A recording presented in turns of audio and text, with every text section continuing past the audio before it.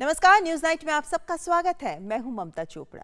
जब सीमाएं शांत हों तो सभी देश विकास और समृद्धि की राह पर रफ्तार पकड़ पाते हैं, लेकिन किसी एक देश की जिद, अनुशासनहीनता अगर नियंत्रण में ना रहे तो वही हालात उत्पन्न होते हैं जो चीन की वजह से पूर्वी लद्दाख में उत्पन्न हुए। हालांकि लगातार शांति का पैरोकार भारत अब भी बातचीत के जरिए चीन को समझा रहा है कि कोर कमांडर स्तर पर 6 जून को जो सहमति बनी थी उस पर चीन अमल करे। सैन्य स्तर पर, मंत्री स्तर पर कैसे बातचीत आगे बढ़ रही है बताएंगे आपको, लेकिन आइए शुरुआत करते हैं हेडलाइंस के साथ। रक्षा मंत्री राजनाथ सिंह के 3 दिन के रूस यात्रा के दौरान दोनों देशों के बीच रक्षा, रणनीतिक और द्विपक्षीय संबंधों में आएगी मजबूती। द्वितीय विश्व युद्ध में रूस और मित्र देशों के विजय प्राप्त करने की 75वीं वर्षगांठ के अवसर पर आयोजित परेड में लेंगे हिस्सा। वास्तविक नियंत्रण रेखा के पास सैन्य बलों को किया गया तैनात। चीन की किसी भी कार्रवाई का मुंहतोड़ जवाब देने की मिली छूट। मौजूदा स्थिति को लेकर दोनों देशों के बीच चुशुल मोल्डी में कमांड स्तर के अधिकारियों के बीच बातचीत।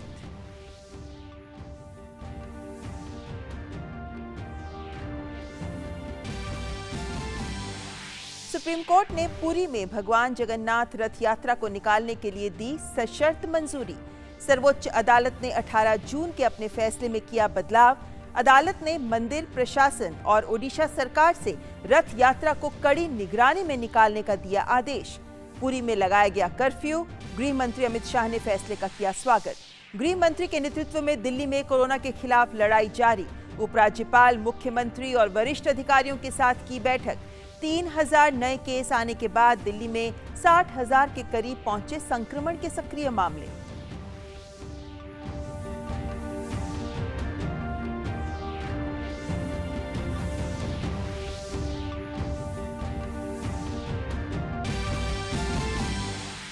उपचार के बाद कोरोना मरीजों की ठीक होने की दर 55.77% पहुंची। 2.37 लाख से ज्यादा लोगों ने कोरोना को दी मात। सक्रिय मामलों की संख्या 1,74,000 के पार। कोरोना से अब तक 13,699 लोगों की मौत। सूचना और प्रसारण मंत्री प्रकाश जावड़ेकर ने कांस फिल्म मार्केट में भारतीय पवेलियन का किया उद्घाटन। वीडियो कॉन्फ्रेंसिंग के जरिए हुआ कार्यक्रम का आयोजन। सूचना और प्रसारण मंत्री ने अंतर्राष्ट्रीय फिल्म जगत से भारत में शूटिंग और निवेश करने का किया आह्वान। और दुनिया भर में कोरोना के सर्वाधिक 1,83,000 नए मरीज आए सामने। संक्रमितों की संख्या 89,52,000 के पार। 4,68,000 से ज्यादा लोगों की मौत।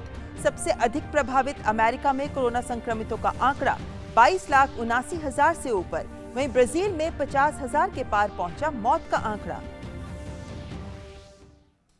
आइए शुरुआत करते हैं आज की सबसे बड़ी खबर से। भारत और चीन के बीच सीमा विवाद को लेकर गतिरोध जारी है। चुशुल मोल्डो में कोर कमांडर स्तर की बातचीत का भी आयोजन हुआ। सीमा विवाद के मद्देनजर सुरक्षा बलों को पूर्वी लद्दाख और अन्य सेक्टर्स में चीन के किसी भी दुस्साहस का मुंहतोड़ जवाब देने के लिए पूरी तरह से तैयार रहने को कहा गया है।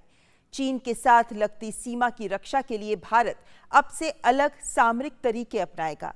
उन्होंने शीर्ष सैन्य अधिकारियों को जमीनी सीमा, हवाई क्षेत्र और रणनीतिक समुद्री मार्गों में चीन की गतिविधियों पर कड़ी नजर रखने के निर्देश दिए। लद्दाख में चीन से तनाव के बीच देश के सुरक्षा हालात पर सोमवार को सेना प्रमुख जनरल MM नरवणे ने दिल्ली में टॉप आर्मी कमांडर्स के साथ बैठक की। कमांडर्स कॉन्फ्रेंस के दूसरे चरण के लिए कमांडर्स राजधानी में हैं।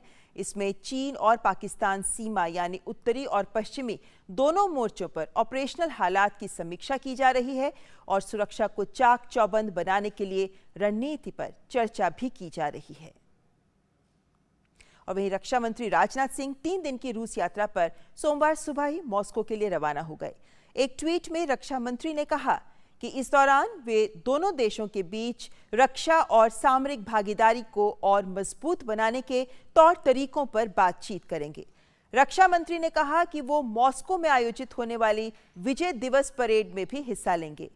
द्वितीय विश्व युद्ध में रूस और मित्र देशों के विजय प्राप्त करने की 75वीं वर्षगांठ के अवसर पर बुधवार को मॉस्को में विजय परेड आयोजित की जाएगी। रक्षा मंत्री राजनाथ सिंह का ये दौरा रूस के रक्षा मंत्री के निमंत्रण पर हुआ है। इस कार्यक्रम का आयोजन 9 मई को होना था, लेकिन कोविड-19 महामारी को ध्यान में रख इसे स्थगित कर दिया गया था। रक्षा मंत्री राजनाथ सिंह की यात्रा आज की मौजूदा स्थिति में काफी महत्वपूर्ण हो जाती है। और हम लगातार बात कर रहे हैं भारत और चीन के गतिरोध की। जैसा कि हम जानते हैं कि गलवान घाटी वो क्षेत्र है जहां भारत और चीन के बीच में झड़प हुई थी, वो झड़प जिसने हिंसक झड़प का रूप ले लिया। ऐसे में आइए आपको बताते हैं कुछ अहम तथ्य। जब चीन और भारत गतिरोध की बात की जाती है और आज जो वार्ता की बात लगातार विभिन्न मंचों पर की जा सकती है, उसके बारे में आपको जानकारी दे देते हैं, क्योंकि LAC पर भी लगातार वार्ता हो रही है। भारत और चीन के बीच कोर कमांडर स्तर की वार्ता आज भी हुई और ये जो वार्ता है कोर कमांडर स्तर की, ये चुशुल मोल्डो में की जा रही है। हम जानते हैं कि जून में भी ये वार्ता हुई थी, 6 जून, जिसके बाद अब ये दूसरी कोर कमांडर स्तर की वार्ता है जो कि आज चुशुल मोल्डी में हुई है। लेकिन एक और पहलू अहम ये भी है कि रूस के दौरे पर रक्षा मंत्री गए हैं और ये जो रूस का दौरा है ये 3 दिन का दौरा है, लेकिन किसी खास मकसद से रक्षा मंत्री वहां पहुंचे हैं। वो क्या मकसद है? दरअसल दूसरे विश्व युद्ध में जर्मनी पर सोवियत ने विजय प्राप्त की थी, उसी की 75वीं वर्षगांठ पर एक भव्य सैन्य परेड का आयोजन किया जा रहा है, जिसमें भाग लेने के लिए रक्षा मंत्री भी पहुंचे हैं। और ये इन मायनों में अहम है रक्षा मंत्री का दौरा, क्योंकि दोनों देशों के बीच रक्षा और रणनीतिक साझेदारी, इस पर नजर है कि इसे और कैसे मजबूत किया जा सकता है। और इसी संबंध में जो बातचीत होगी वो महत्वपूर्ण है, क्योंकि चीन से तनाव के मद्देनजर ये जो रक्षा सुरक्षा के मुद्दे हैं जिनमें हमारा बड़ा रणनीतिक साझेदार रहा है रूस, तो उस मद्देनजर कहा जा रहा है कि रक्षा मंत्री की ये बैठक, ये दौरा रूस का रक्षा मंत्री का बहुत महत्वपूर्ण है। एक और बड़ी बैठक जो कल होनी है वो है भारत रूस चीन की त्रिपक्षीय वार्ता। रूस की अध्यक्षता में इसको रिक समूह कहा जाता है। इनके विदेश मंत्रियों की त्रिपक्षीय वार्ता जो कि कल होनी है। और ये जो रिक समूह है, यानी रूस, भारत और चीन का जो समूह है, 1990 में रूस के ही द्वारा इसको बनाया गया था। और अगर इस समूह की अहमियत की भी बात करें तो विश्व की जो 19% भूमि है उसका प्रतिनिधित्व ये गुट करता है, तो वहीं 33% GDP का भी प्रतिनिधित्व यही 3 देश करते हैं। यूरेशिया है वो क्षेत्र, भौगोलिक स्थिति से अगर हम बात करें, यूरेशिया की 3 बड़ी ताकतों का ये समूह है जो सामरिक और रणनीतिक लिहाज से बहुत ही महत्वपूर्ण है। लेकिन मौजूदा परिप्रेक्ष्य में जिस तरीके से भारत और चीन के बीच सीमा में गतिरोध बना हुआ है, उसके मद्देनजर भी ये रिक बहुत ही महत्वपूर्ण है। और उसके मद्देनजर भी आपको बताएंगे और आगे चर्चा भी करेंगे कि किस तरीके से ये महत्वपूर्ण हो जाता है। लेकिन जैसे हम लगातार आपको बता रहे हैं गलवान घाटी के बारे में, आइए आपको भौगोलिक तौर पे दिखाते हैं गलवान घाटी जहां गतिरोध बना हुआ है, आखिर वो जगह क्या है। क्योंकि अगर आप देखें तो गलवान घाटी एक पूरा पहाड़ी इलाका है, ये निर्जन गैर आबादी वाला इलाका है जो बहुत ही अति विषम जलवायु स्थितियां हैं, यहाँ पर परिस्थितियां हैं, यहाँ पर बड़ी बड़ी पहाड़ियां हैं जिनके बीच में जो गलवान नदी बहती है। ये गलवान नदी अगर हम पूर्व की बात करें तो ये अक्साई चीन से जुड़ती है और अगर पश्चिम की बात करें तो ये लद्दाख से जाकर जुड़ती है। लेकिन ये जो इलाका है ये लगभग 14 से 17 फीट की ऊंचाई पर है और यहाँ पर सर्दियों में तो 0 से 30 डिग्री नीचे तक भी तापमान पहुंच जाता है। गर्मियों में भी यहाँ 0 से नीचे का ही तापमान रहता है। ये है वो गलवान नदी जो बहुत ही महत्वपूर्ण है। और गलवान, इन्हीं पहाड़ियों के बीच में जो घाटी है इसी को गलवान घाटी कहा जाता है। लगभग 80 किलोमीटर लंबी है ये गलवान नदी। और इसी घाटी में हम देख रहे हैं कि लगातार चीन, जहां एक और हमने देखा कि सिक्किम में नाकुला पे उसने झड़प की, तो वहीं हमने देखा कि लेक में भी, लद्दाख में भी उसने झड़प की, तो वहीं पर हमने देखा कि किस तरीके से गलवान घाटी में भी जो झड़प हुई वो हिंसक रूप भी उसने ले लिया। लेकिन ये जो गलवान घाटी है ये सामरिक रूप से बहुत ही महत्वपूर्ण है। अगर हम आपको कुछ तथ्यों की ओर आपका ध्यान आकर्षित करें तो लद्दाख और अक्साई चीन के बीच, भारत और चीन बॉर्डर के पास ये गलवान घाटी है। इसी वजह से ये गलवान घाटी सामरिक रूप से बहुत ही महत्वपूर्ण मानी जाती है। 0 से नीचे गलवान घाटी का तापमान रहता है। आप समझ सकते हैं कि कितनी विषम परिस्थितियां होती हैं इस घाटी की। इसी वजह से ये निर्जन इलाका माना जाता है। लगभग 3300 मीटर की इसकी ऊंचाई है समुद्र तल से। लेकिन अगर हम अपने सिपाहियों की भी बात करें तो उनके नजरिए से देखें तो दुनिया का सबसे मुश्किल युद्ध क्षेत्र इसे माना जाता है। यही कारण है कि यहाँ जो हमारे जांबाज सैनिक तैनात तैनात हैं वो बर्फीले तूफानों का भी सामना करते हैं, हिमस्खलन का भी सामना करते हैं और उसके बावजूद ये अपने देश की सीमाओं की रक्षा में तत्परता से लगे रहते हैं। तो यही है वो गलवान घाटी जहां पर ये हिंसक झड़प भी हुई। इस वक्त हमारे संवाददाता अमृतपाल सिंह जो लद्दाख में मौजूद हैं वो हमारे साथ जुड़े हुए हैं। अमृतपाल, सबसे पहले आपसे जानना चाहेंगे, हालांकि अभी आधिकारिक तौर पर कोई बयान नहीं आया है, लेकिन कोर कमांडर स्तर की वार्ता चुशुल मोडली में हुई है, क्या कुछ संकेत मिल पाए हैं आपको वहां से? देखिए, जो मेरी जानकारी है कि वो मीटिंग अभी भी जारी है। करीब 8 घंटे से ज़्यादा का वक्त हो गया है और वो मीटिंग अभी भी जारी है। 8 बज के ऊपर वक्त हो चुका है। तो ये बड़ी एक तरह से इम्पॉर्टेंट संकेत है कि दोनों साइड्स कुछ वर्कआउट करने की कोशिश कर रहे हैं। मेरे ख्याल से कि जैसे आपने कहा कि आधिकारिक बयान नहीं आया, पर मेरे ख्याल से इंडियन साइड ने चाइनीज़ साइड को बड़ा क्लियरली कहा होगा कि आप जो 6 जून को एग्रीमेंट हुआ था डिसएंगेजमेंट का, उसको आप इम्प्लीमेंट करें, उसकी एक टाइमलाइन दें, टाइमलाइन शेयर करें। और इस पर भारतीय फ़ौज ने जो 14 कोर कमांडर हैं जनरल हरविंदर सिंह, उन्होंने ये क्लियर किया होगा जनरल लुई लिन को कि फोर्सेस चाइनीज़ की वापस जानी चाहिए स्टैंड ऑफ पॉइंट्स पे, चाहे वो डेप्सैंग में हो, चाहे पैंगोंग तिस्सो में हो। गलवान से टोटल डिसएंगेजमेंट होनी चाहिए और उसकी एक सिलसिलेवार कि कब तक ये डिसएंगेजमेंट कंप्लीट हो जाएगी वो इंडियन साइड के साथ शेयर किया जाए। दूसरा बड़ी बात होगी कि ये क्लैरिटी दे दी गई होगी चाइनीज़ को कि अगर 14-15 तारीख जैसा कोई मिस एडवेंचर पीएलए दोबारा सोच भी रही हो तो इंडियन फोर्सेस टफ पोस्चर इख्तियार करेंगी, न्यू रूल्स ऑफ एंगेजमेंट करेंगी और उस वक्त फायर आर्म्स का प्रयोग कर सकती हैं। जी, और ऐसे में जैसे कि आपने कहा रूल ऑफ एंगेजमेंट, हम जानते हैं कि रक्षा मंत्री ने जब रविवार को तीनों सैन्य प्रमुखों सीडीएस के साथ बातचीत की थी तब ये बात तथ्य सामने आया था कि रूल ऑफ एंगेजमेंट बदला जाए, यानी असाधारण स्थिति हो तो फिर हथियारों का प्रयोग कर सकती है हमारी सेना। सीमा पर आपको क्या लगता है इसका क्या प्रभाव पड़ सकता है? देखिए, प्रभाव ये पड़ेगा, एक 1996 का एग्रीमेंट है दोनों मुल्कों के बीच में कि आप पीस एंड ट्रैंक्विलिटी बॉर्डर पे कैसे मेंटेन करें। उसका आर्टिकल 6 कहता है कि वैसे तो फौजें पेट्रोल पार्टीज आमने सामने ना आएँ, पर क्योंकि लाइन ऑफ एक्चुअल कंट्रोल की अलाइनमेंट पर परसेप्शनल डिफरेंसेस हैं, तो अगर ऐसी कोई आईबॉल टू आईबॉल सिचुएशन आ जाती है तो दोनों फोर्सेज उसको डीएस्केलेट करें और कंसल्टेशन के प्रोसेस पे जाएँ और 2 किलोमीटर एलएसी के उस पार और 2 किलोमीटर एलएसी के इस पार आप फायर आर्म्स का प्रयोग ना करें। रेंज फायरिंग एक्सेट्रा करनी हो तो उनको पहले इतला दे दें। पर अब जब 14-15 की रात की घटना हुई तो उसके बाद इंडिया ने इसको रीथिंक किया और अपनी फ़ौजों को कहा कि फील्ड कमांडर्स सिचुएशन को असेस करें। अगर ज़िंदगी मौत का सवाल है या देश की टेरिटोरियल इंटेग्रिटी का सवाल है तो फ़ौजों को पूरी छूट है, फील्ड कमांडर्स को पूरी छूट है कि उस वक्त वो डिसीजन ले सकते हैं कि अगर सिचुएशन सो वारंट्स कि वो फायर आर्म्स का इस्तेमाल कर सकते हैं। उनको अब बेस कमांडर्स, उनको हायर कमांडर्स से संपर्क और इजाज़त लेने की ज़रूरत नहीं है क्योंकि उसमें काफ़ी वक्त ज़ाया होता है, कम्युनिकेशन अपने आप में इतनी हाइट्स पर प्रॉब्लम होती है। तो ये एक बड़ा चेंज आया है। दूसरा, रक्षा मंत्री की मीटिंग पर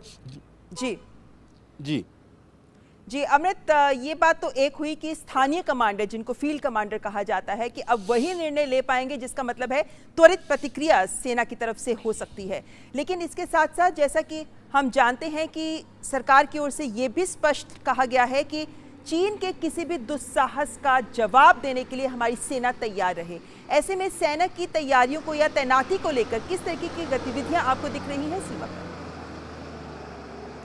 देखिए, सेना को ये कह दिया गया है कि आप टफ पोस्चर इख्तियार करें और अपनी विजिल स्ट्रिक्ट करें क्योंकि चाइनीज़ बिल्डअप है एलएसी के उस पार, तो अगर कोई मिस एडवेंचरिज्म होता है उसके खिलाफ बिफिटिंग रिप्लाई दें। ग्राउंड पर जो मुझे दिख रहा है कि भारतीय वायुसेना के जो लड़ाकू विमान हैं, Jaguars, Mirages, Sukhoi 30 MKIs, Apache attack helicopters heavy lift Chinook के चॉपर्स, इंडियन आर्मी के चॉपर्स, चीतास, ये सारा दिन यहाँ इन स्काइज में होवर अराउंड करते रहते हैं। कॉम्बैट एयर पेट्रोल्स का हिंट किया था एयर चीफ ने, वायुसेना अध्यक्ष ने। उसका मतलब ये होता है कि हथियारों से लैस लड़ाकू विमान क्विक स्क्रैम्बल कर सकते हैं। तो वो सब ये जो फॉरवर्ड बेसिस हैं ले, श्रीनगर, थॉइस, दौलत बेग, ओल्डी, यहाँ पर ये एक्सरसाइज लगातार चल रही है। दूसरा, फौज का मैं देख रहा हूँ कि मूवमेंट बहुत हो रही है। आर्मी कॉन्वॉयस बहुत मूव कर रहे हैं फॉरवर्ड पोजीशंस पर। तो इसका मतलब ये है कि हालांकि किसी ने आधिकारिक तौर पर ऑपरेशनल डिटेल्स नहीं बताती है फौज, पर जो मुझे दिख रहा है ग्राउंड पर कि फौजें रीइंफोर्स कर रही हैं इंडियन पोजीशंस को, डिफेंस पोजीशंस को अपनी को। क्योंकि 14-15 का इंसिडेंट सिर्फ एक 20 जवानों की शहादत नहीं थी, वो तो ऑफ कोर्स दर्दनाक था, पर वो 4.5 दशकों का जो एक संतुलन बना हुआ था, जो एक सेटल्ड प्रैक्टिस हो गई थी, उसको कंप्लीटली चेंज कर दिया। तो फिर उसके बाद जो रीथिंक हुआ है वो मेरे को यहाँ ग्राउंड पे देखने को क्लियरली मिल रहा है। जी बिल्कुल, यानी कि हमारी सेनाएं पूरी तरह से तैयार हैं हर तरीके से चीन की किसी भी हरकत का जवाब देने के लिए। हालांकि बातचीत भी जारी है। अंत में एक संक्षिप्त सवाल आपसे अमृतपाल की, कोर कमांडर स्तर की ही वार्ता में हमने देखा था कि 6 जून को सहमति बन पाई थी कि डिसएंगेजमेंट किया जाए। हालांकि उसके बावजूद हमने देखा 15 जून को झड़प हुई। अब दूसरी कोर कमांडर स्तर की वार्ता ये हो रही है। अभी आपने कहा 8 घंटे से वार्ता जारी है, क्या ये वार्ता आगे भी जारी रह सकती है, यानी कल भी जारी रह सकती है? जी, मेरे पास ऐसी अभी तक कोई खबर नहीं है फौज से, पर फौज ने ये ज़रूर कहा है कि ऐसी कई वार्ताएं अगर ज़रूरत पड़े तो होंगी, क्योंकि डिसएंगेजमेंट का प्रोसेस है। सेक्टर वाइज कौन सी बटालियंस मूव बैक करती हैं, जैसे क्योंकि अगर एक उधर की साइड की बटालियन मूव बैक करती है तभी आप मूव बैक करते हैं। वो म्यूचुअली अग्रीड प्रिंसिपल होता है, रेसिप्रोकेट कल बेसिस पर चलता है। तो सेक्टर कमांडर्स, डिव कमांडर्स, तो कोर कमांडर की जहां तक बातचीत है, मुझे तो आज ही ये शेड्यूल्ड है। कल की अगर कोई अलग जानकारी आती है वो अभी तक नहीं आई है। जी, बहुत बहुत शुक्रिया अमृतपाल लद्दाख से हमारे साथ जुड़ने के लिए। और न्यूज़ नाइट में फिलहाल यहाँ वक्त तो चला एक ब्रेक का, अब बने रहे हमारे साथ।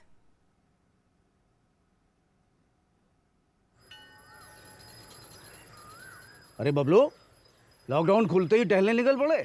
महामारी अभी फैली हुई है। सरपंच जी, टहलने नहीं, कहाँ पे वापस जा रहे हैं? तुझे डर नहीं लगता वायरस पकड़ लेगा? पहले थोड़ा बहुत डर लगता था, फिर पता चला कि अगर मैंने पूरी सावधानी बरती तो ये बीमारी होने की संभावना कम है। सबसे महत्वपूर्ण है ये मास्क। काम पर मास्क हमेशा पहनूंगा, समय समय पर हाथ धोता रहूंगा और दूसरों से हर वक्त कम से कम 2 गज की दूरी बनाए रखूंगा। खुद को, दूसरों को और अपने परिवार वालों को भी सुरक्षित रखूंगा। अरे भाई, मेरी जिम्मेदारी बनती है तुझे चेतावनी देना, तो दे दिया। जब देश के मेडिकल और स्वच्छता कर्मचारी रोज कोरोना वायरस से लड़ने का काम कर रहे हैं, तो हमारी भी तो जिम्मेदारी बनती है अपना काम करने की। बबलू, तुझे कुछ हो गया तो? हजारों लोग इस बीमारी को हराकर ठीक हो चुके हैं, और अगर किसी कारण मुझे ये बीमारी हो भी जाए तो सरकार ने अस्पताल में हमारे इलाज के लिए पर्याप्त व्यवस्था कर रखी है। ये घबराने का वक्त नहीं, एक दूसरे का हौसला बढ़ाने का वक्त है।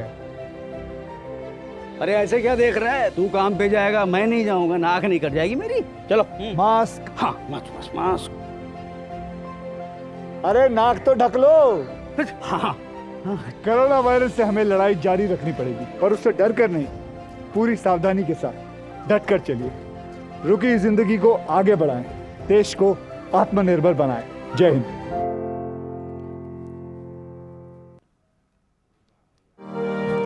और ब्रेक के बाद आपका स्वागत है। आप देख रहे हैं न्यूज़ नाइट। और ब्रेक पर जाने से पहले हम बात कर रहे थे कि भारत और चीन के बीच सीमा पर जो तनाव है उसको लेकर क्या कुछ अहम बातचीत भी हो रही है, और इसी से जुड़ा है हमारा आज का विशेष, भारत चीन गतिरोध, देश की संप्रभुता सबसे अहम।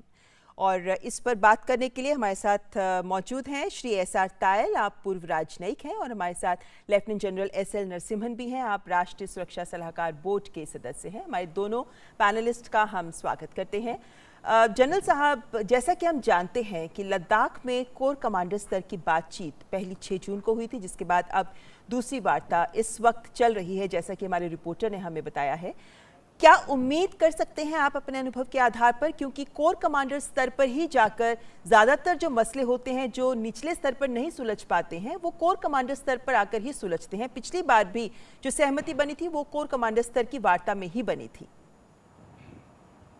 आप सही सही कह रहे हैं। 6 जून को जो कोर कमांडर्स के बीच में जो बातचीत चली थी उसी के बदौलत जो है वो डिसंगेजमेंट का प्रोसेस का एक फैसला हुआ था। दोनों पक्ष ने उसको मान लिया था, लेकिन 15 जून को उस प्रोसेस के दौरान में जो झड़प हुआ उस वजह से इस प्रोसेस में थोड़ा सा बाधा पहुंचा है।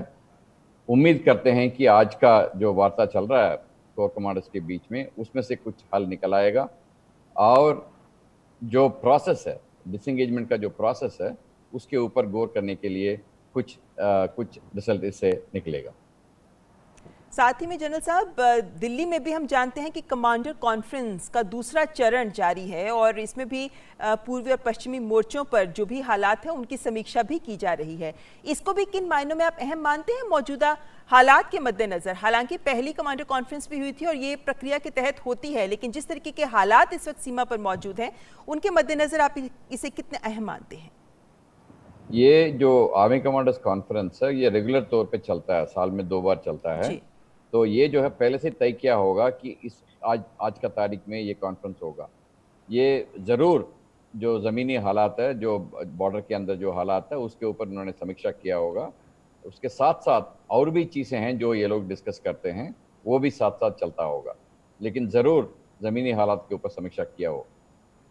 जी सर, तायल जी भी हमारे साथ मौजूद हैं। तायल साहब, जैसा कि हम जानते हैं कि रक्षा मंत्री रूस के दौरे पर हैं, 3 दिन का दौरा है ये। हालांकि जो कार्यक्रम है उसमें शिरकत करने के लिए गए हैं, लेकिन साथ ही दोनों देशों के बीच के जो रणनीतिक संबंध हैं उन्हें भी जाहिर है कि प्रगाढ़ करेगा ये दौरा।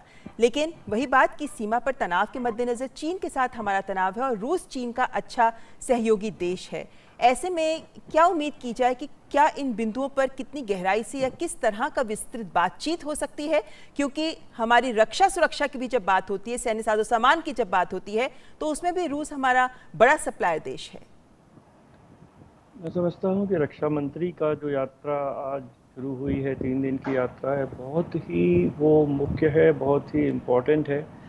देखिए, पिछले 4 महीने में ये पहली है कि कोई कैबिनेट मिनिस्टर भारत के बाहर गए हैं, क्योंकि ज़्यादातर पार्टिसिपेशन कॉन्फ्रेंसेस में अब तो UNGA में भी कह रहे हैं कि वीडियो से ही होगा। चीन के साथ इस समय बहुत तनाव की स्थिति है। भारत चीन के संबंध एक ऐतिहासिक मोड़ पर हैं। बातचीत चल रही है, बॉर्डर पे चल रही है। विक्रम मिश्री एम्बेसडर हमारे पूरे संपर्क में हैं बीजिंग में। रूस हमारा बहुत ही पुराना मित्र है, पार्टनर है। हमारी एक special and privileged strategic partnership है। 70% से अधिक हमारा जो सामरिक पूरा असला है वो रशिया से आता है। इस संदर्भ में ये आपने जैसे बिल्कुल ठीक कहा, पहले रूस और चाइना के संबंध बहुत अच्छे नहीं थे, पर पिछले 4-5 साल में जिस तरह वेस्ट ने, अमेरिका ने प्रेसिडेंट पुतिन को दुत्कारा है, उनको अपने से अलग करने का प्रयत्न किया है, तो रशिया चीन के साथ थोड़ा साथ पास चला गया है। इस सब संदर्भ में बहुत ही आवश्यक है कि भारत अपना पक्ष रूस को समझाए और बताए। देखिए, मामला तो द्विपक्षीय है। जो भारत और चाइना के बीच में जो भी वार्तालाप होगा, जो भी मसले हैं, वो द्विपक्षीय रूप से ही सुलझाए जाएंगे। पर रूस भी और अमेरिका, कुछ देश बहुत महत्वपूर्ण हैं और उनका चीन के ऊपर एक थोड़ा सा कुछ प्रभाव भी है। और हमें बहुत आवश्यक है कि जो हमारे मित्र देश हैं वो इस बात को समझें कि किस तरह चाइना बहुत एग्रेसिव हो रहा है, चाइना स्टेटस को डिस्टर्ब कर रहा है और चाइना एक इस तरह की नीति अपना रहा है कि भारत के पास और कोई ऑल्टरनेटिव नहीं है कि वहीं चाइना को रोकें। और जो LAC जो पिछले कितने सालों से जहाँ पे कि कुछ नहीं हो रहा था, कई जगह चाइना हमें, चाहे वो देप्सांग हो और पांगोंग त्सो हो, गलवान वैली हो, भारत को एरिया में आने का प्रयत्न कर रहा है। तो मैं समझता हूँ ये बहुत ही एक इम्पॉर्टेंट विजिट लेकिन है। तायल साहब, जैसा कि बहुत हमने देखा कि 6 जून को भी जो लेफ्टिनेंट जनरल स्तर की वार्ता हुई थी, उससे पहले भी रूस के साथ भारत हमेशा संपर्क में रहा है। उससे पहले भी जैसा कि मैं बता रही थी कि हमारे विदेश सचिव ने उनके राजदूत से, रूस के राजदूत से भी बातचीत की। अलग अलग स्तर पर बातचीत या संपर्क हमारा लगातार बना हुआ है। मौजूदा हालात में चाहे हम S-400 डिफेंस सिस्टम्स की बात करें, मिसाइल सिस्टम की बात करें, या फिर हम मिग के लिए या सुखोई के लिए स्पेस की बात करें, ये सप्लाईज का बना रहना बहुत ज़रूरी है। क्या ये आश्वासन भी इस वक्त हमारे लिए एक अहमियत रखता है जब हमारे रक्षा मंत्री रूस गए हैं? तो मैं समझता हूँ कि ये बहुत ही अधिक अहमियत रखता है। देखिए, हमारा कुछ बहुत सारा एम्यूनिशन रशिया से आता है, स्पेयर पार्ट्स रशिया से आते हैं, और ईश्वर ना करे पर अगर चाइना के साथ कुछ झड़प बढ़ जाती है तो ये सप्लाई लाइंस हमें रशिया से कायम रखनी पड़ेंगी, और इसमें रशिया की अंडरस्टैंडिंग बहुत ही आवश्यक है। और मैं समझता हूँ कि हमारा पक्ष रशिया अच्छी तरह समझे और भारत के साथ जो भी उसकी पुराने अंडरस्टैंडिंग है, एग्रीमेंट्स हैं, उनके अनुसार वो पूरा जो सामग्री है जो सुरक्षा की, उनकी सप्लाई जारी रखे, और जो स्पेयर पार्ट्स, एम्यूनिशन वगैरह की सप्लाई भी जारी रखे, और जो फ्यूचर के हमारे बड़े बड़े कॉन्ट्रैक्ट्स हैं, जैसे आपने कहा ट्राइम्फ S-400 और सुखोई, वो सब भी आगे बढ़ते रहें। ये बहुत आवश्यक है। मैं नहीं समझता कि इसमें कोई दुविधा आएगी, पर फिर भी हम लोग कोई भी चीज़ को, we can not take anything for granted. हमें हर एक अपने मित्र के साथ हमेशा ठीक से बात करके और उनका भी समझना चाहिए कि वो क्या सोच रहे हैं, क्या देख रहे हैं, और हमें अपना पक्ष उनको बहुत अच्छी तरह समझाना चाहिए। क्योंकि जैसा मैंने कहा, चाइना के साथ संबंध एक ऐतिहासिक मोड़ पर हैं, बहुत ही इम्पोर्टेंट भी आज समय बातचीत बॉर्डर पे चल रही है, हमारे लेफ्टिनेंट जनरल वहाँ पर हैं, पर ये चाइना के ऊपर है कि वो किस दिशा में भारत और चीन के संबंधों को ले जाना चाहता है। क्या वो भारत से, भारत की सरकार से, भारत की जनता से एक दुश्मनी का माहौल बनाना चाहता है, या इस लड़ाई को पीछे हटकर यहीं पर खत्म कर देना चाहता है? जी बिल्कुल। लेफ्टिनेंट जनरल नरसिम्हन, एक बड़ी बात जो सामने आई है वो है रूल ऑफ एंगेजमेंट में बदलाव। असाधारण स्थिति हो अगर सीमा पर, तो रूल ऑफ एंगेजमेंट में बदलाव किया गया है। जमीनी स्तर पर हमारे सैन्य बलों के लिए ये रूल ऑफ एंगेजमेंट का बदलाव कितना अहम है, और ऐसे में जब इस गतिरोध को आप देख रहे हैं तो आपका अनुभव क्या कहता है? इस रूल के बदलने से किस तरीके से स्थिति में भी बदलाव हो सकता है LAC पर? ये जो रूल्स ऑफ एंगेजमेंट की जो बात पिछले 2 दिन से चल रही है, ये जिस दिन जो ऑल पार्टी मीटिंग हुआ था उसके बाद में जो हमारे प्रधानमंत्री साहब ने जो स्टेटमेंट दिया था, उसके बाद में ये एक लहर सा चल पड़ा है। तो इसको आप समझना ज़रूरी है कि ज़मीनी हालात के अंदर प्रोफेशनल जजमेंट के ज़रिए जो ज़मीनी में जो कमांडर हैं, जो निर्णय लेते हैं, उनके ऊपर पहले भी कोई पाबंदी नहीं थी। वो उनके ऊपर भी उनके लिए वो छूट था, लेकिन प्रधानमंत्री के जो स्टेटमेंट से उनका मनोबल जो है काफ़ी अच्छी तरीके से बढ़ रहा है। ये एक प्रतिक्रिया है उसका।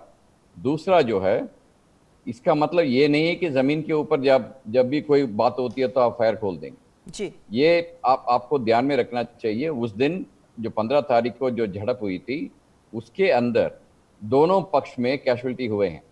हमने भी फायर नहीं खोला उसके बावजूद, और चीन की तरफ ने भी फायर नहीं खोला उसके बावजूद। तो ये बात को ध्यान में रखना चाहिए। दोनों के बीच में एक अंडरस्टैंडिंग सा बना हुआ है, जिसके ज़रिए वो फायर खोलने से रुकते हैं। इसका मतलब ये नहीं कि हमारा पास हथियार नहीं था इस वजह से नहीं खोला, ऐसी कोई बात नहीं है। हथियार के बिना कोई भी फौजी जो है इस हालात के अंदर नहीं जाता है। हालांकि ये एक अंडरस्टैंडिंग है ये कि एक दूसरे के ऊपर फायर नहीं खोलेंगे, तो इस बात को समझना जरूरी है। ये एक अंडरस्टैंडिंग जरूर है जनरल साहब, लेकिन ये इससे आगे हटकर अगर हम बातचीत की बात करते हैं तो वहां पर भी एक अंडरस्टैंडिंग बनी थी जिससे कि चीन मुकर गया। क्या आपको लगता है कि जो आज कोर कमांडर स्तर की बातचीत इस वक्त भी चल रही है, उसमें अगर सहमति बन जाती है तो भी चीन पर विश्वास किया जाना चाहिए? उनको एक मौका तो देना चाहिए। एक बारी उन्होंने गलती किया, इसका मतलब ये तोड़ने की वो कोई भी समझौता हम उनके साथ नहीं कर पाएंगे, ऐसे भी नहीं सोचना चाहिए। उनको एक मौका और दे के देखते हैं कि किस प्रकार से डिसएंगेजमेंट अगर मान जाते हैं, इस समझौता बन जाता है इस समय पे, तो उनको एक मौका दे के देख लेते हैं कि उसके अंदर किस प्रकार से डिसंगेजमेंट में वो करते हैं। जी बिल्कुल। ताहिर साहब, एक बड़ी बैठक कल और होनी है, वो है रिक समूह की बैठक, यानी कि भारत, रूस और चीन के विदेश मंत्रियों की बैठक। ये समूह, इसकी अहमियत को कई बार रेखांकित किया गया है, लेकिन जब एक समूह के दो बड़े देश, 3 देशों में से 2 बड़े देशों के बीच इस तरीके का तनाव हो, तो लक्ष्य कहां तक हासिल किए जाते हैं, उन पर सवाल जरूर उठता है। लेकिन इस बातचीत की अहमियत को आप कैसे देखते हैं? देखिए, ये एक बहुत इम्पॉर्टेंट ग्रुप है RIC, रशिया, इंडिया, चाइना का, और ये रशिया के विदेश मंत्री श्री लावरोव के निमंत्रण पर हुआ है। मैं समझता हूँ कि ये बिल्कुल ठीक है कि विदेश मंत्री जयशंकर इसमें पार्टिसिपेट कर रहे हैं, पर इसका जो एजेंडा है वो विदेश मंत्री लावरोव ने डिसाइड किया है, और वो कोरोना वायरस का है। और ये मीटिंग इस सब तनाव से, चाइना से जो हुआ है, उससे पहले ही डिसाइड हो गई थी। तो मैं ये नहीं समझता कि कल की मीटिंग में चाइना और भारत के बारे में जो उस समय तनाव है उस पर कोई विचार होगा, क्योंकि श्री जयशंकर और श्री वांग यी जो चाइना के विदेश मंत्री हैं, उनमें डायरेक्टली एक बार बात हो चुकी है, जो कि मेरे ख्याल से काफ़ी तनावपूर्ण बातचीत थी। तो मैं समझता हूँ कि बहुत इंपॉर्टेंट मीटिंग है कल की, जो भारत, चाइना और रशिया के विदेश मंत्रियों के बीच में है।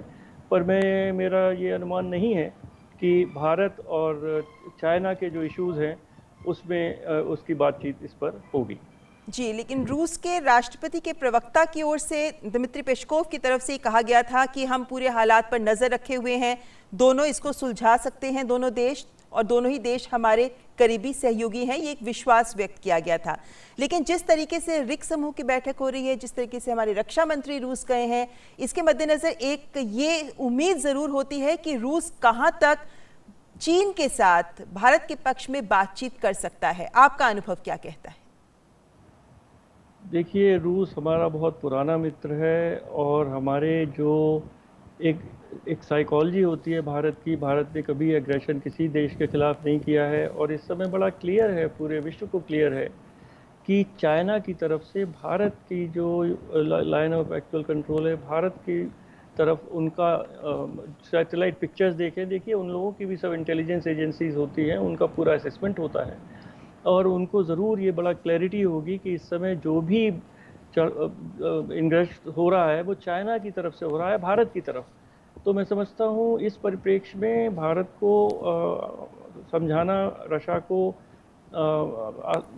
संभव होना चाहिए कि वो इस जो भारत और चाइना का जो इस समय तनाव बढ़ रहा है उसमें भारत के पक्ष में रहें, और भारत के पक्ष में से चाइना के साथ बातचीत करें।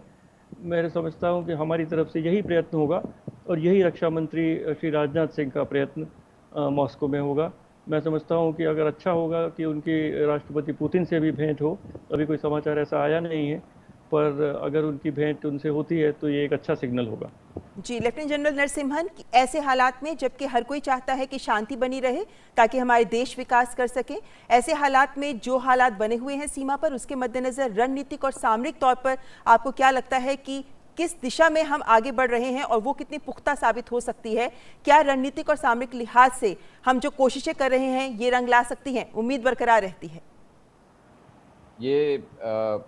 ये मैंने पहले भी बोला था कि ये जो डिसएंगेजमेंट प्रोसेस है वो सबसे पहला है, यानी कि अप्रैल के महीने में, इस साल के अप्रैल के महीने में जो पोजीशन में चीन का फौज और भारत का फौज थे, उस जगह पर वापस चला जाना पहला जो है इम्पोर्टेंट एक रिक्वायरमेंट है, ज़रूरत है।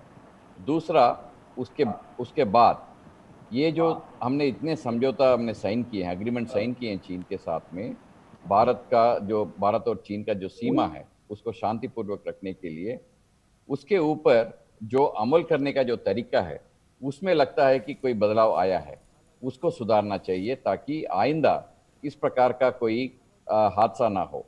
तीसरा, लाइन ऑफ एक्चुअल कंट्रोल जो बोलते हैं, उसके ऊपर ठीक तरीके से निगरानी होनी चाहिए, और उसके साथ साथ में हमारा फौज जो है पूरी तैयारी के साथ है, तो उसमें कोई प्रॉब्लम नहीं है। लेकिन पहला जो है, हम बातचीत करके इसको सुलझाना चाहिए, और ये जो मिलिट्री का जो ऑप्शन है वो सबसे आखिरी में हमको देखना चाहिए। आगे भी जा कर के इसी मुताबिक का शांति बने रहे बॉर्डर के ऊपर, इसके ऊपर जो SOPs हैं उनको ठीक तरीके से अमल में लाना चाहिए। चीन के साथ में बातचीत करते। जी बिल्कुल, यानी कि हमारी संप्रभुता सबसे महत्वपूर्ण है, लेकिन बातचीत के जरिए ही समस्याओं का हल और समाधान ढूंढा जाना चाहिए। बहुत बहुत शुक्रिया तायल साहब आपका भी, और जनरल नरसिम्हन आपका भी हमारे साथ न्यूज़ नाइट में चर्चा में जुड़ने के लिए।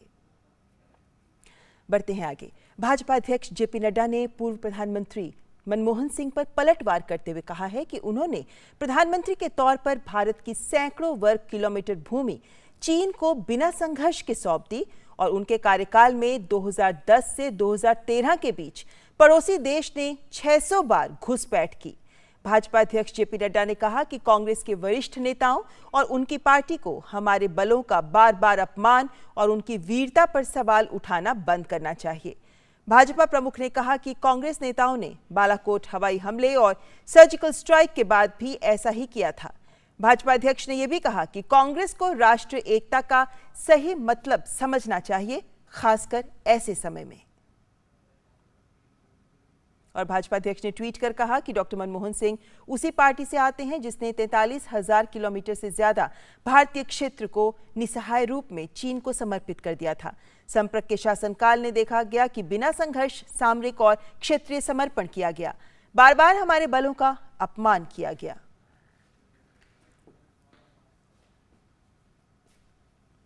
और भाजपा प्रमुख ने कहा कि कोई महज विचार ही कर सकता है कि डॉक्टर सिंह चीन के इरादों के प्रति चिंतित थे जब उन्होंने प्रधानमंत्री के रूप में भारत की सैकड़ों वर्ग किलोमीटर जमीन बिना संघर्ष के चीन को समर्पित कर दी। उनके कार्यकाल में 2010 से 2013 के बीच चीन ने 600 बार घुसपैठ की।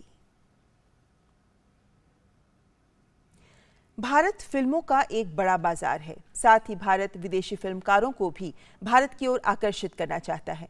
ये सोच कांस फिल्म समारोह के आयोजन पर भी दिखी, जब सूचना और प्रसारण मंत्री प्रकाश जावड़ेकर ने कांस फिल्म मार्केट में भारतीय पवेलियन का वर्चुअल उद्घाटन किया। केंद्रीय मंत्री प्रकाश जावड़ेकर ने इफी 2020 के 51वें संस्करण का पोस्टर और बुकलेट भी जारी की। इस साल IFFI गोवा नवंबर 2020 के अंतिम सप्ताह में आयोजित किया जाएगा। पेश है एक रिपोर्ट। फ्रांस में कैन फिल्म मार्केट में भारत के पवेलियन का वर्चुअल तौर पर उद्घाटन किया गया। इस मौके पर सूचना प्रसारण मंत्री प्रकाश जावड़ेकर ने कहा कि भारतीय फिल्म उद्योग सॉफ्ट पावर है और हमारे देश में कई भाषाओं में फिल्में बनती हैं। उन्होंने विदेशी फिल्म निर्माताओं को भारत में अधिक से अधिक फिल्मों की शूटिंग करने और फिल्म बाजार को बढ़ाने में योगदान करने का आह्वान किया है। I appeal to the film fraternity, international film fraternity, is come, invest, shoot in India and sell in the global market as global brand. Indian content is a rich content. And in this rich content, 150 countries are using this content. Ask any OTT platforms.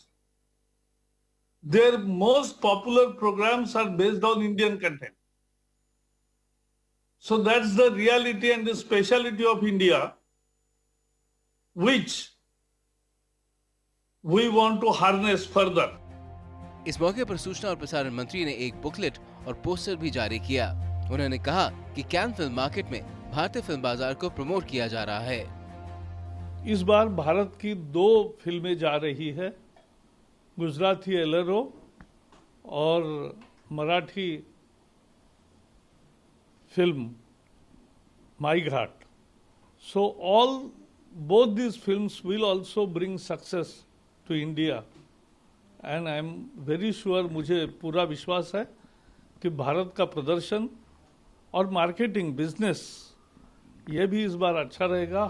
इस मौके पर सूचना और प्रसारण सचिव अमित खरे ने कहा कि सरकार के द्वारा उच्चतम स्तर पर भारतीय फिल्म जगत को प्रोत्साहित किया जा रहा है। Next year is going to be a very special year, sir, particularly because 2nd May 2021 will be the centenary of the legendary filmmaker Satyajit Ray. He was born on 2nd May 1921, and next year is the centenary, and together with FICCI, with all the filmmakers, I think we will plan a big event at Cannes so that we can showcase. We can have a retrospective of Satyajit Ray along with showcasing the Indian cinema. इस मौके पर गीतकार और CBFC के अध्यक्ष Prasoon Joshi, film अभिनेत्री कंगना रनौत और निर्देशक मधुर भंडारकर ने भी अपनी बात रखी। I think it is very necessary for storytelling, thoughts, or culture which reflects everywhere across the global, and it is very necessary to tell our story, our subjects, our culture. It is very necessary. I always feel art has no boundaries and it's global. People look into a larger perspective to making films. I do feel that it's very important that we have these virtual global community meetings and platforms for people who are feeling a bit disoriented in these times, and to know that maybe the way we consume art, that may change, but the fact that art is also an essential commodity, and especially for a civilized culture, it's very reassuring. And thanks to Government of India and FICCI that they've organized this, and for giving our films a chance in the global market. Art, cinema, poetry, music, no matter what, it finds its own way. हम तो दरिया है, हमें अपना हुनर मालूम है, जिस तरफ भी चल पड़ेंगे रास्ता हो जाएगा. So the fact that there will be a new way of looking at things, but one should not also forget that we are going through very, very tough times, and in particular when it comes to cinema, I think you will see that people have started seeing cinema in a different way, as they've started seeing their life in a different way. गौरतलब है कि दुनिया भर में film making में बदलाव आ रहा है। भारत न केवल एक बड़ा बाजार है, बल्कि दुनिया में सबसे ज्यादा फिल्में भी यहीं बनती हैं। ऐसे में न केवल हिंदी फिल्में, बल्कि क्षेत्रीय भाषाओं में बनी भारतीय फिल्में भी दुनिया में लोगों का ध्यान आकर्षित कर सकती हैं। दिल्ली से शैलेंद्र मिश्र की report, DD news. Supreme court ने ओडिशा के पुरी में भगवान जगन्नाथ की रथ यात्रा को सशर्त अनुमति दे दी है। अदालत ने 18 जून के आदेश में बदलाव किया। सुनवाई के दौरान कोर्ट ने टिप्पणी की थी कि मंदिर प्रबंधन बोर्ड और ओडिशा सरकार सख्त प्रावधान के साथ रथ यात्रा कराने पर विचार करे, जिसमें आम जनता शामिल ना हो। ओडिशा सरकार ने कहा कि वो केंद्र के साथ समन्वय रखेगा। एहतियात के तौर पर पुरी में कर्फ्यू लगाया गया है। और गृह मंत्री अमित शाह ने सुप्रीम कोर्ट के फैसले का स्वागत किया है। उन्होंने अपने ट्वीट संदेश में कहा कि मामले की तात्कालिकता और महत्व को ध्यान में रखते हुए इसे उच्चतम न्यायालय की एक अवकाश पीठ के सामने रखा गया और सुनवाई दोपहर को हुई, जिसने सुप्रीम कोर्ट द्वारा महत्वपूर्ण निर्णय का मार्ग प्रशस्त किया। ओडिशा के लोगों को बधाई। जय जगन्नाथ। गृह मंत्री अमित शाह ने बताया कि रविवार शाम उन्होंने प्रधानमंत्री की सलाह पर गजपति महाराज जी यानी पुरी के राजा और पुरी के शंकराचार्य जी से बात की और यात्रा को लेकर उनके विचारों को जानकर प्रधानमंत्री जी को अवगत कराया। सोमवार सुबह प्रधानमंत्री के निर्देश पर सॉलिसिटर जनरल से भी बातचीत की। मिजोरम में सोमवार तड़के 5.3 की तीव्रता का भूकंप आया, जिससे मकान क्षतिग्रस्त हो गए और सड़कों पर कई जगह दरारें आ गई। एक अधिकारी ने ये जानकारी दी। राज्य के भूगर्भ शास्त्र और खनिज संसाधन विभाग के अधिकारी ने बताया कि भूकंप से किसी के हताहत होने की कोई सूचना नहीं है। मिजोरम में सोमवार सुबह एक बार फिर भूकंप के झटके महसूस किए गए। भूकंप चंपई से 27 किलोमीटर दक्षिण पश्चिम में आया, जिसकी तीव्रता रिक्टर स्केल पर 5.3 मापी गई। नेशनल सेंटर फॉर सेस्मोलॉजी के मुताबिक भूकंप सुबह 4:10 पर महसूस किया गया। झटके महसूस होने पर लोग घरों से बाहर निकल आए। ऐसे में लोगों के चेहरों पर दहशत साफ देखी जा सकती थी, क्योंकि 12 घंटे के भीतर दूसरी बार भूकंप के झटकों ने मिजोरम को हिला दिया। साथ ही आइजोल में एक खुली खदान के ढह जाने से एक व्यक्ति की मौत हो गई और 3 घायल हो गए। पुलिस ने बताया कि खदान में 8 मजदूर काम कर रहे थे। इस घटना में 7 लोगों ने भागकर जान बचाई, जबकि एक व्यक्ति की दबकर मौत हो गई। पुलिस के अनुसार शव निकालने के लिए 2 जेसीबी मशीनों को लगाया गया है। प्राकृतिक आपदा की इस घड़ी में प्रधानमंत्री नरेंद्र मोदी ने मिजोरम के मुख्यमंत्री से बात की और केंद्र सरकार की ओर से हर संभव मदद का भरोसा दिया। प्रधानमंत्री ने ट्वीट के जरिए इसकी जानकारी दी और कहा कि उन्होंने मिजोरम के मुख्यमंत्री जोरामथांगा से हालात की जानकारी ली और केंद्र से हर संभव मदद का भरोसा दिलाया है। केंद्रीय गृह मंत्री अमित शाह ने भी राज्य के मुख्यमंत्री जोरामथांगा से फोन पर बात की। गृह मंत्री ने भूकंप के बाद हुए नुकसान की भरपाई के लिए केंद्र सरकार की ओर से हर संभव सहायता का आश्वासन दिया। गृह मंत्री ने राज्य के लोगों की सलामती की दुआ भी मांगी। केंद्र की ओर से मिल रहे सकारात्मक और सहयोगात्मक रुख के बाद मुख्यमंत्री जोरामथांगा ने प्रधानमंत्री और केंद्रीय गृह मंत्री का आभार व्यक्त किया है। मुख्यमंत्री ने अपने ट्विटर संदेश में लिखा कि 12 घंटे के भीतर 2 भूकंप ने मिजोरम को हिला दिया। संबंधित विधायक और जिला प्रशासन द्वारा नुकसान का आकलन किया जा रहा है। संयोग से किसी के हताहत होने की अभी तक कोई सूचना नहीं है। मदद के आश्वासन के लिए माननीय प्रधानमंत्री और माननीय गृह मंत्री को धन्यवाद। राज्य की राजधानी आइजॉल सहित कई जगह भूकंप के झटके महसूस किए गए।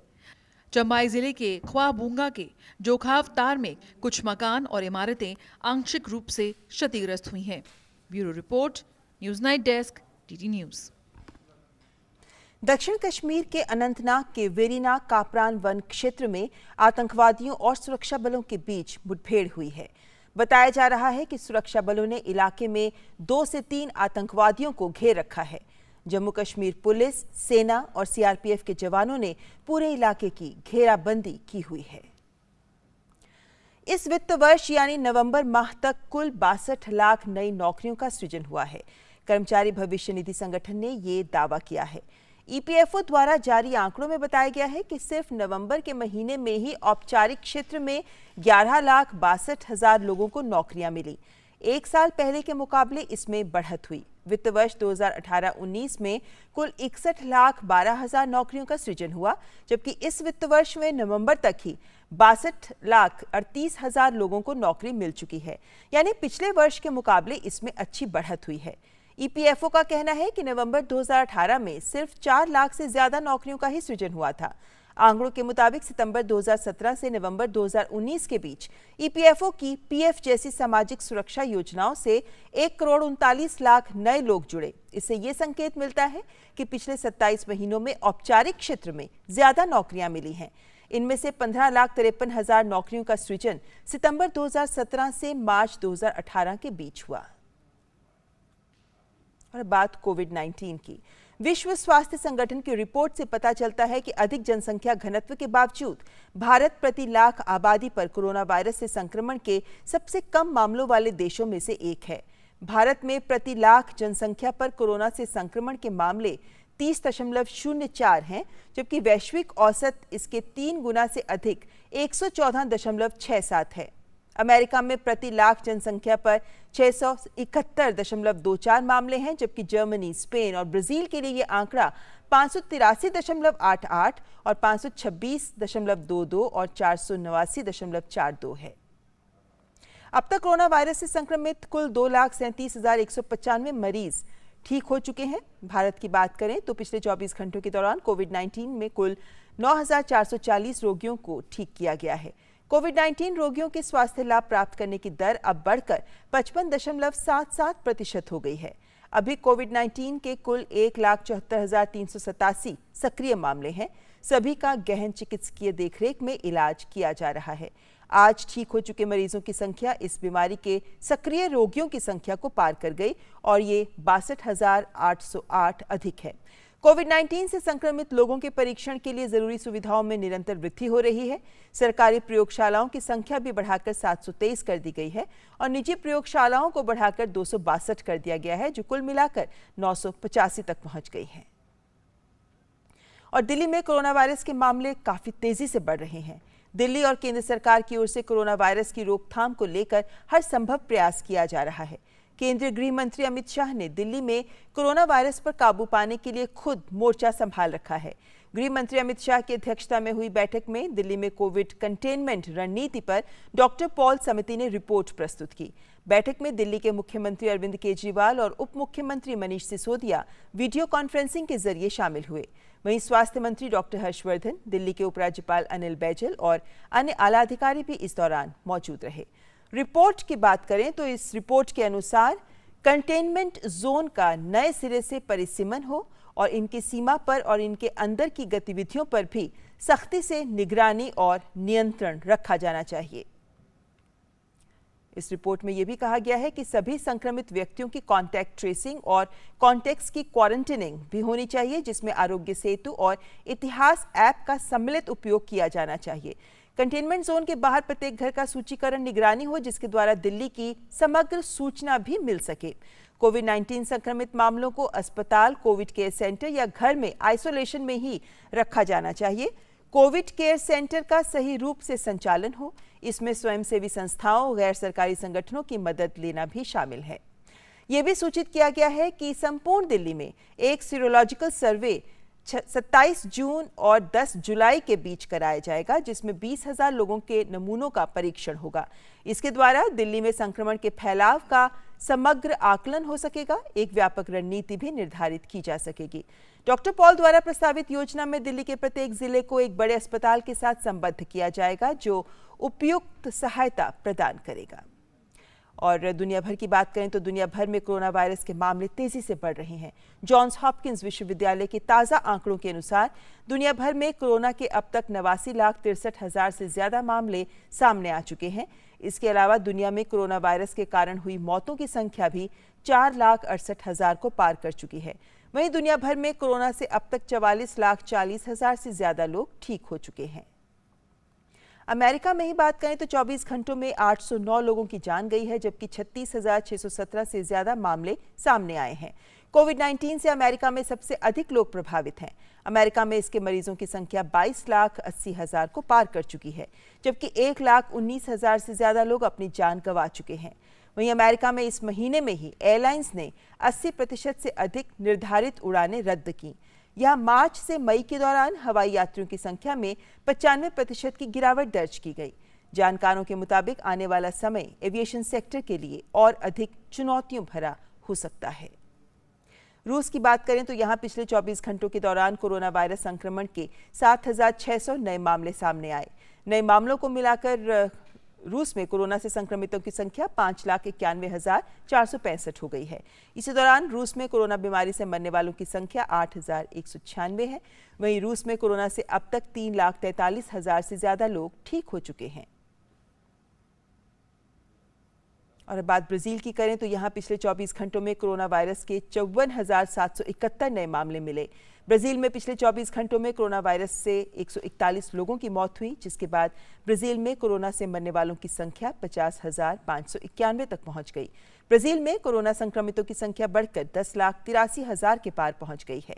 इस बीच राष्ट्रपति बोल्सोनारो के समर्थकों ने साओ पाउलो की सड़कों पर उतरकर कोरोना वायरस के कारण लगे प्रतिबंधों को खत्म करने और आर्थिक गतिविधियों को फिर से शुरू करने का आह्वान किया। फ्रांस में कोरोना संक्रमण से मृतकों की संख्या 29,643 हो गई है।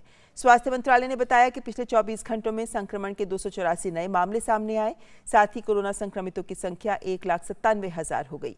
स्वास्थ्य मंत्रालय द्वारा जारी किए गए आंकड़ों के अनुसार मृतकों में 19,183 लोगों की मृत्यु विभिन्न अस्पतालों में हुई। देश में इस समय कोरोना से ग्रसित 9,823 मरीज विभिन्न अस्पतालों में भर्ती हैं, जिनमें से 715 मरीज आईसीयू में हैं। और अब बात ब्रिटेन की, जहां संक्रमितों का आंकड़ा 3,05,000 के पार हो गया है। इस बीच स्वास्थ्य मंत्रालय के मुताबिक पिछले 24 घंटों में कोरोना संक्रमण के 1,221 नए मामले सामने आए। ब्रिटेन में कोरोना से अब तक 42,717 लोगों की मौत हुई। अमेरिका और ब्राजील के बाद ब्रिटेन में मरने वालों का सबसे बड़ा आंकड़ा है।